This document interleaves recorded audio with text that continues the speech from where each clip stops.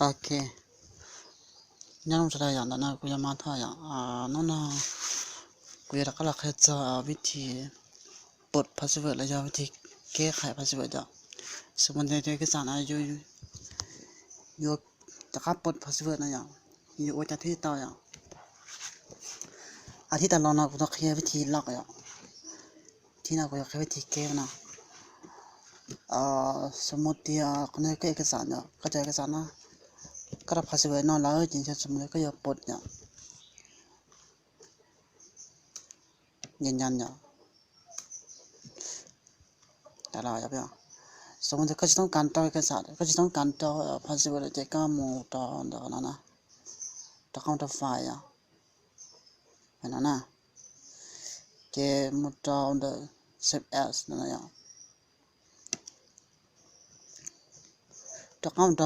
tool นะkeไปต่อ general option ด้วย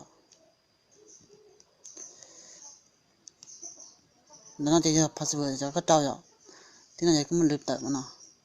ตัวพาสเวิร์ดก็ต่อถ้าก็ลองนะก็ต่ออย่างแต่มันลบแต่ตัวนะโอเคไปนี่ก็เซฟมันนะอย่ามาสิมันปิดลงจ้ะนะปิดแต่อย่างถ้าเอาเปิดมันนะนะต่อแล้วอย่างที่นี่จะมั่วพาสเวิร์ดต่อแล้วอย่างแต่วิธีแก้พาสเวิร์ดแล้วจะปลดพาสเวิร์ดจะ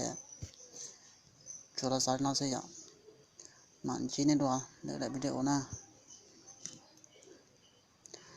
ถ้าในใช้ตาในอย่างจงอย่างกด subscribe แล้วจะติดตามกดได้อย่าง